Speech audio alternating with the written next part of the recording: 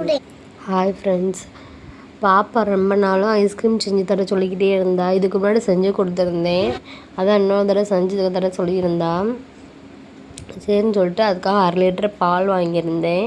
1/2 litre பால் நல்லா பொங்கி வந்தோடனே நல்லா பொங்கணும்.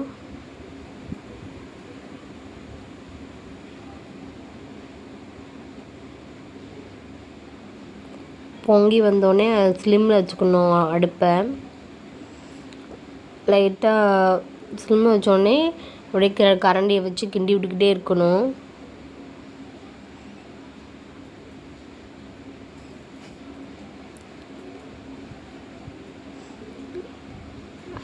அடுப்பில் வச்சு காய்ச்சிக்கிட்டே இருக்கணும். இப்படி கரண்டியை வச்சு கிண்டி விட்டுக்கிட்டே இருக்கணும். ஒரு 5 நிமிஷம் நல்லா கொதிக்கட்டும். பால் கொதித்ததுக்கப்புறம் 2 டேபிள் ஸ்பூன் கார்ன்ஃப்ளவர் எடுத்துக்கிட்டேன். 2 டேபிள் ஸ்பூன் கார்ன்ஃப்ளவரை கொஞ்சோண்டு தண்ணி ஊற்றி நல்லா கட்டி விழாமல் கரைச்சி எடுத்துக்கணும்.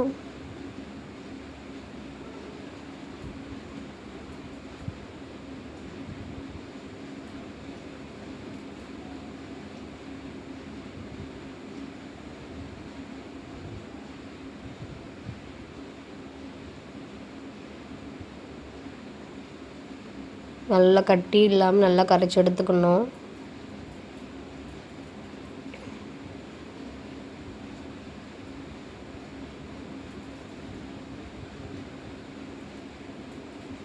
கரைச்சது இந்த பால் பொங்கி வந்துச்சு, அதில் கொஞ்சம் ஊற்றிக்கணும். எல்லாத்தையும் ஊற்றிடலாம்.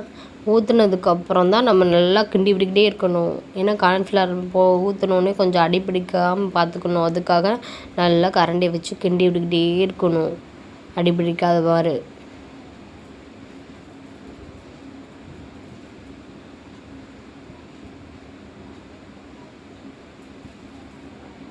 கார்ன்ஃப்ளவர் ஊற்றி கிண்ணோன்னு கொஞ்சம் திக்காயிரும் பால்.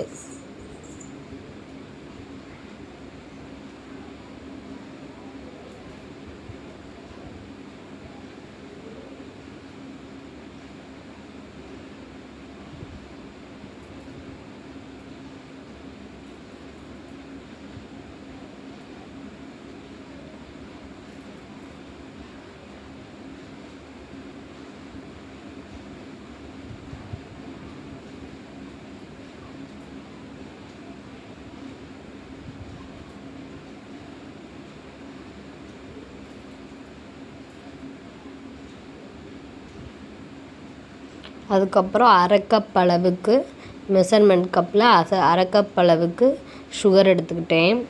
அதையும் போட்டு நல்லா காய்ச்சி எடுத்துக்கணும்.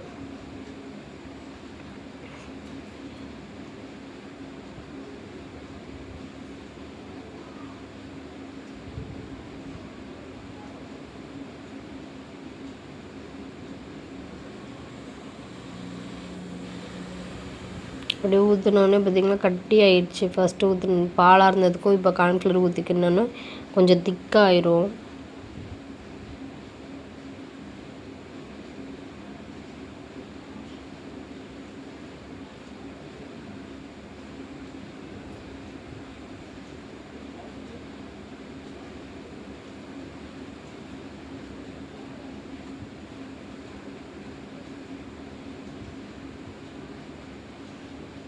திக்கானதுக்கப்புறம் அடுப்பை ஆஃப் பண்ணிக்கலாம்.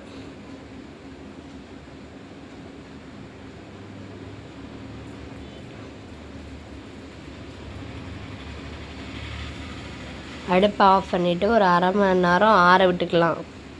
ஆறினதுக்கப்புறம் இல்லை, அடுப்பு ஆஃப் பண்ணோடனே வெண்ணிலா எசன்ஸ் அந்த மூடியிலே 1/2 டீஸ்பூன் அந்த 1/2 மூடி அளவுக்கு ஊற்றிக்கலாம். ஊற்றிட்டு கிண்டி வச்சுக்கலாம். வெண்ணிலா எசன்ஸை ஊற்றிட்டு அதுக்கப்புறம் நல்லா ஆற விட்டுக்கலாம். ஆறினதுக்கப்புறம் தான் நம்ம ஒரு மிக்ஸி ஜாரில் போட்டு மிக்ஸி ஜாரில் அந்த இது ஆறினதுக்கப்புறம் நல்லா ஆறணும். நல்லா ஆறினதுக்கப்புறம் மிக்ஸி ஜாரில் ஊற்றி ஒரு அடி அடிச்சுக்கலாம். சூடோடு இருந்துச்சுன்னா வெளியில் தெரிச்சிரும்.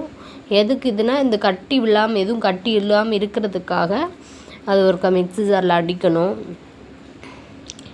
அடிச்சுட்டு அதுக்கப்புறம் நான் டிஃபன் பாக்ஸ் எடுத்திருக்கேன். உங்களுக்கு ஏர்டைட் கண்டெய்னர் இருந்துச்சுன்னா அதை எடுத்துக்கோங்க. மேலே நான் வந்து பட்டர் பேப்பர் இருக்குல்ல அதை வச்சு மூடிக்கிட்டேன். உங்கள்கிட்ட அலுமினியம் ஃபாயில் பேப்பர் இருந்தால் அதையும் யூஸ் பண்ணிக்கலாம். நான் பட்டர் பேப்பர் இருந்ததுனால அதை போட்டுட்டு கவர் பண்ணி டைட்டாக கவர் பண்ணிவிட்டு ஃப்ரீசரில் ஒரு 5 மணி நேரம் வைக்கணும். 5 மணி நேரத்துக்கு அப்புறம் எடுத்திங்கன்னா பாதி ஃப்ரீஸ் ஆகிருக்கும். அதை இன்னொரு மிக்ஸி ஜாரில் போட்டு நல்லா அடித்து எடுத்துக்கணும். அடித்து எடுத்துகிட்டு மறுபடியும் ஊற்றிட்டு ஃப்ரீசரில் மறுபடியும் வச்சிடலாம். வச்சதுக்கப்புறம் இன்றைக்கி நைட் வைக்கிறீங்கன்னா நாளைக்கு காலையில் எடுத்து பார்த்தீங்கன்னா ஐஸ்கிரீம் ரெடி ஆகும். டேஸ்ட்டான வெனிலா ஐஸ்கிரீம் இப்போ ரெடி ஆயிடுச்சு. வாங்க சாப்பிட்லாம். டேஸ்ட்டாக இருந்துச்சு, எல்லாத்துக்குமே பிடிச்சிருந்துச்சுன்னு சொன்னாங்க. என் பொண்ணு நானே மறந்துட்டேன் ஐஸ்கிரீம் செஞ்சது காலையில். ஆனால் அவள் ஞாபகப்படுத்தி அம்மா ஐஸ்கிரீம் அப்படின்னு சொல்லி ஞாபகப்படுத்திட்டா. ஒவ்வொரு தடவையும் கரண்டியாக தண்ணியில் நினச்சிட்டு எடுத்திங்கன்னா அவ்வளோ அழகாக வரும் ஐஸ்கிரீம்.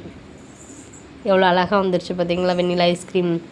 ஒரு தடவை நீங்களும் செஞ்சு பார்த்துட்டு கமெண்ட் பண்ணுங்கள். இந்த வீடியோ பிடிச்சிருந்தா லைக் பண்ணுங்கள், ஷேர் பண்ணுங்கள்.